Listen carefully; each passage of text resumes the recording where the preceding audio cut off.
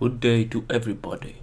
My name is Gordoth, and today I will be delving deep into the world of Don't Starve together. But I will be fighting through this alone. My avatar for this little adventure will be WX78, the soulless automation.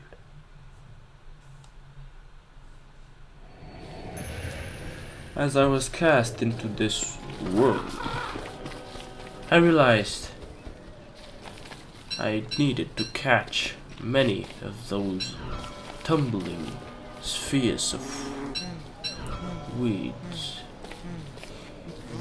In one of them I found a creature that looked something like a bee, but it was far bigger than a normal bee. I tried to continue collecting whatever I could find in the tumbling weeds, but the bee creature was aggressive towards me. It stung me once already, and I didn't want to get stung again. As I was trying to evade it, it stung me again. But I realized it did not hurt that bad. So I managed to escape it. I lost it behind me. As I was wandering this new world full of opportunities, I could tell something eerie was going on. The birds were not nearly scared enough. The air was not nearly as polluted as it was back here on Earth. Back on Earth, I mean. Here the air was as clear as everything I could imagine was paling in comparison. This air I could see far off into the distance, seemingly miles away. I kept collecting these tumbling weeds and the items I could find within.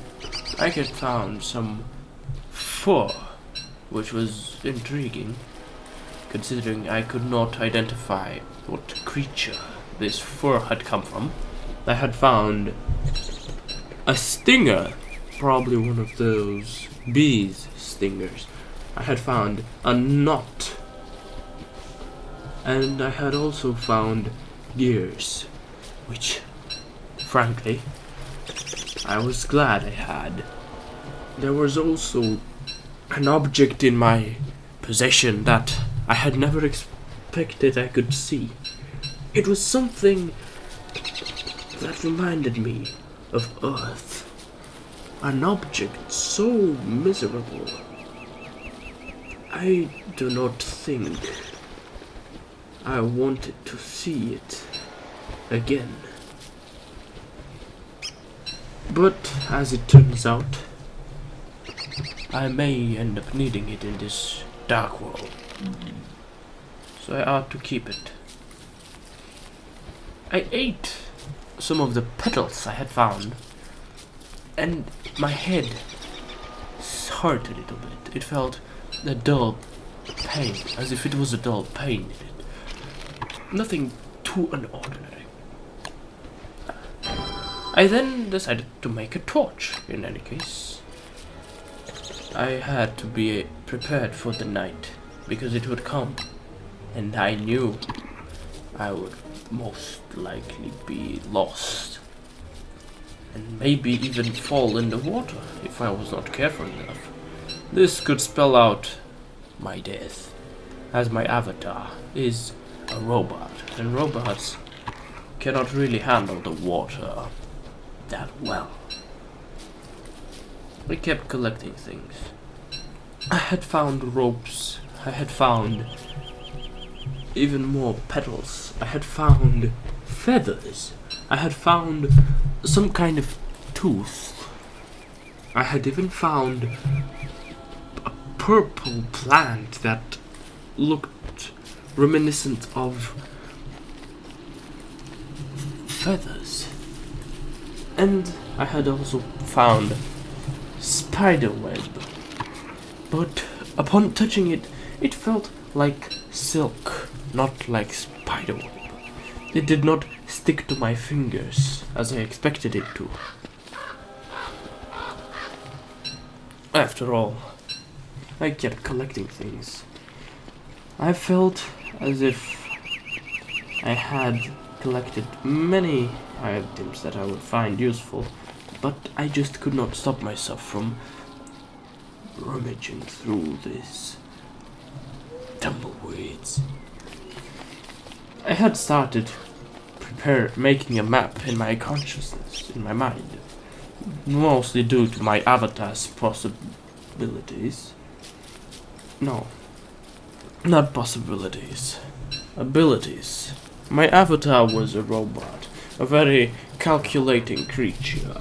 I could easily calculate what I needed to do in order to survive, and I could also save myself from getting lost as long as I had ventured around. I finally decided to look at this object through which I had come into this world, the portal. It was very basic machinery, probably not even machinery, but I felt as if it could be worked on and improved. Most likely due to the fact that my avatar was a robot, as I already mentioned many times. I found one more object that I did not want to have, but I kept it. I found a red feather and switched it out with this knot I had found. For a knot is useless because it was just a little tiny, short little rope that was tied in a knot. It was useless. Night came and I put the torch to use, and I'm glad I had made it in advance, for the darkness that had come and consumed this land was unimaginable. I couldn't help myself but continue doing what I had been doing so far. Rummage through the tumbleweeds. I found a skeleton, and this man, or woman, that had died, held out a puffy vest for me. I put it in my inventory, thinking that if I wore it longer, it would be worn out soon enough. As the day came, I decided that there was no need of my torch now. I let it dry out. And this is the first day of my escapades in this world.